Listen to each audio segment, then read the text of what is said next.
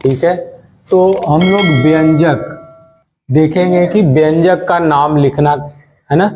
व्यंजक का नाम हम लोग लिखना सीखेंगे किस आधार पे। जैसे कोई व्यंजक है px बराबर 2x³ minus 3x² plus 5x minus 7 है ना, तो ये व्यंजक है। तो व्यंजक का नाम हम लोग दो चीजों के आधार पे करते, एक तो पद के आधार पे और दूसरा घात के आधार। व्यंजक का नाम किस आधार पे लिखते हैं? पहला पद के आधार पे, दूसरा घात के आधार पे। ठीक है, पद के आधार पे कैसे लिखते हैं? तो हमारे पास व्यंजक क्या है? 2x³ minus 3x² plus 5x minus 7। तो इसमें कितने पद हैं? एक पद, दो पद, तीन पद, चार पद, है ना। तो कुल पदों की संख्या कितनी हो गई? 4। कितनी हो गई? 4। कुल पदों की संख्या 4 हो गई। ठीक है, तो चूंकि व्यंजक में 4 पद हैं, कितने हैं? चूंकि व्यंजक में 4 पद हैं, इसलिए यह एक 4 पदीय व्यंजक है। ठीक है, तो इस व्यंजक का नाम पद के आधार पर क्या हो गया? 4 पदीय व्यंजक। क्या हो गया? 4 पदीय व्यंजक। ठीक है, अब घात के आधार पे इसमें देखिए चर का घात कितना है? 3। इसमें चर का घात कितना है? 2। इसमें चर का घात कितना है? इसमें चर का घात कितना है? 0। ठीक है, तो चर यक्स का घात कितना कितना हुआ? 0, 1, 2, 3। ये पूर्ण पूर्णांक है ना। ठीक है, अब व्यंजक में जरूरी नहीं है कि घात पूर्ण पूर्णांक हो। ठीक है, अच्छा, इसमें अधिकतम घात कितना है? 3। कितना है? अधिकतम घात कितना है? या सबसे बड़ी घात कितना है? 3 है। तो चूंकि चर यक्स का अधिकतम घात कितना है? 3 है, इसलिए यह एक त्रिघातीय व्यंजक है। समझ में आ गया? इसको इरेज कर दूं? ठीक है, इसको इरेज करता हूं। अब बताइए इसमें से किसको बता दूं? तीसरे वाले को। 6x⁵ minus 6/7x³ minus 8/3 root x minus 16। ठीक है, यही दिया है ना व्यंजक? ये व्यंजक दिया हुआ है। ठीक है, अब इस व्यंजक का नाम हमको लिखना है किसके आधार पे? पद के आधार पे और घात के आधार पे। ठीक है, तो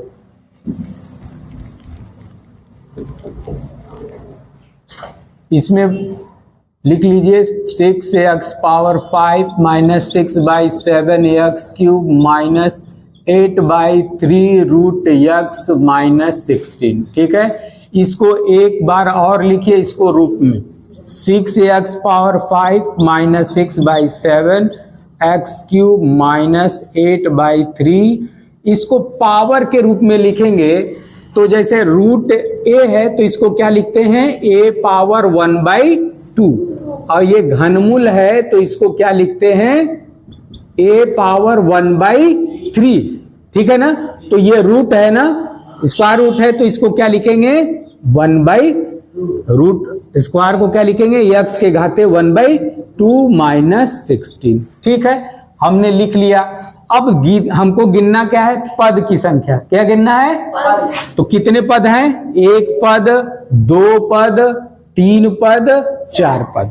तो कुल पदों की संख्या कितनी हुई? 4, है ना। तो चूंकि व्यंजक में 4 पद हैं, इसलिए यह एक 4 पदीय व्यंजक है।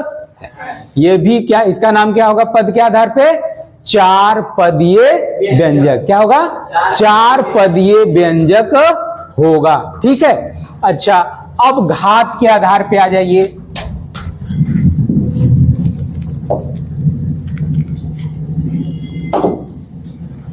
तो पहला है 6x⁵ minus 6/7x³ minus 8/3 root x minus 16, है ना।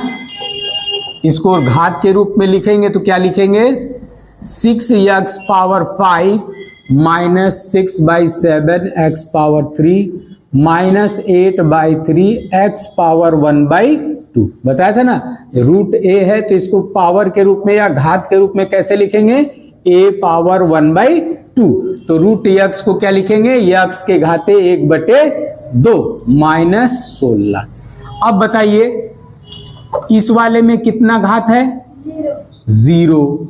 इस वाले में कितना घात है, 1/2। इस वाले चर का घात कितना है, 3।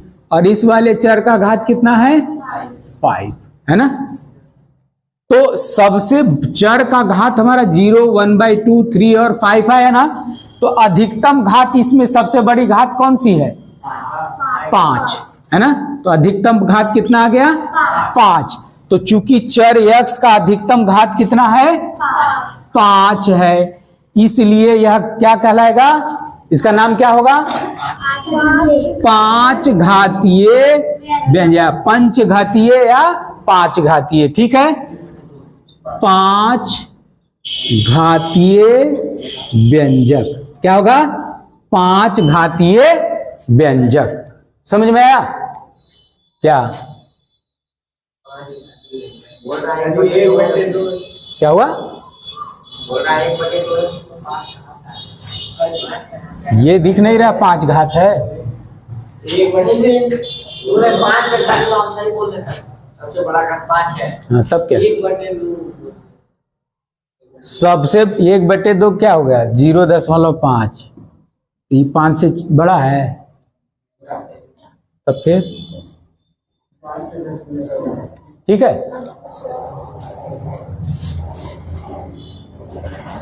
कॉपी करिए इसको। ठीक है, तो हम लोग इसको पहले पद के आधार पर देखेंगे। क्या करेंगे, पद के आधार। पहले हम लोग इसका नाम पद के आधार पर लिखेंगे। इससे पहले कि पद का नाम लिखे इसको हम लोग सजा लेते हैं। पहले सबसे बड़ी घात चुनिए, क्या है, x पावर 6 यानी -9/5 x पावर। इसके बाद क्या आएगा, 3, क्या आएगा, -4/3 x पावर 3। इसके बाद स्क्वायर है, नहीं है। इसके बाद x + 4/5 7x, है ना। इसके बाद देखिए रूट वाला आएगा, क्या आएगा, रूट वाला।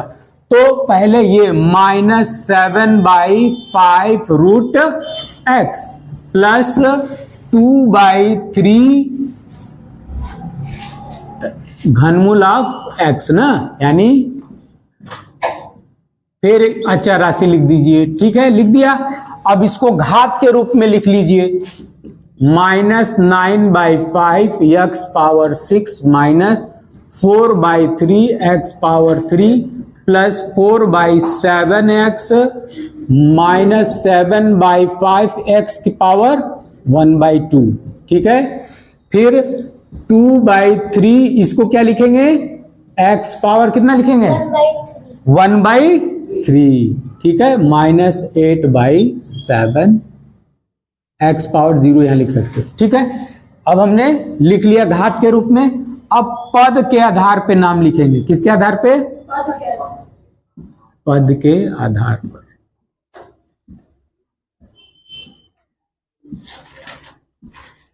तो पद के आधार पे लिखने के लिए पहले उतार लीजिए। अब बताइए इसमें कितने पद हैं,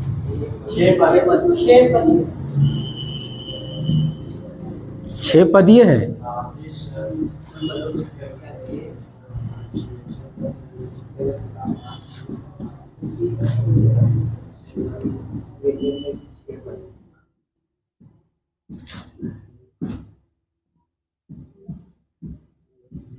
कितने पद है भैया, पहले ये देखो, गिनो, 1 2 3 4 5 और ये 6 पद है ना। ठीक है, तो चूंकि लिखेंगे कुल पद, पदों की संख्या, कितनी है 6, है ना। तो जब 6 पद है तो इसका क्या नाम हो जाएगा, चूंकि व्यंजक में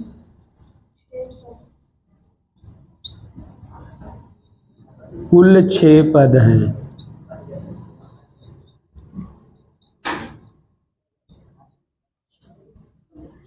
इसलिए यह एक कै पदीय 6 पदीय व्यंजक की बहुपद 6 पदीय व्यंजक है।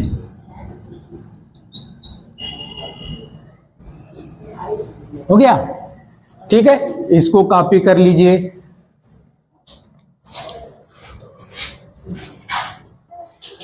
ठीक है, अब हम लोग इसका नाम घात के आधार पर लिखेंगे। ठीक है, तो घात के आधार पर लिखने के लिए आप लिख लीजिए व्यंजक को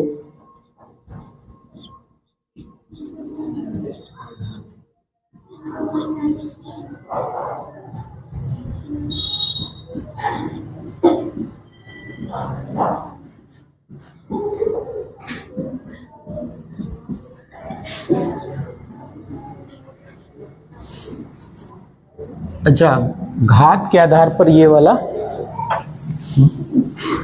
पॉइंट वाला बाद में आएगा, जीरो वाला पहले आएगा। ठीक है, -8/7, फिर x power 0, -7/5 x power 1/2 plus 2/3 x power 1/3। ठीक है, अब इन सब का हम घात लिख रहे हैं। ठीक है, इसमें घात कितना है, चर का घात कितना है 6 है, कितना है 6। इसमें चर का घात कितना है 3, इसमें चर का घात कितना है 1, इसमें चर का घात कितना है, इसमें घात कितना है 1/2 या इसको 0.5। ठीक है, इसमें चर का घात कितना है 1/3 या इसको क्या लिख सकते हैं 0.33, है ना। तो अब ये बताइए, इससे ये छोटा है ना, इससे ये छोटा है, और ये दोनों 0 से छोटे हैं, 0 से। ठीक है, तो अब देखिए सब घात लिख लेते हैं। क्या लिखेंगे, घात। तो चर का घात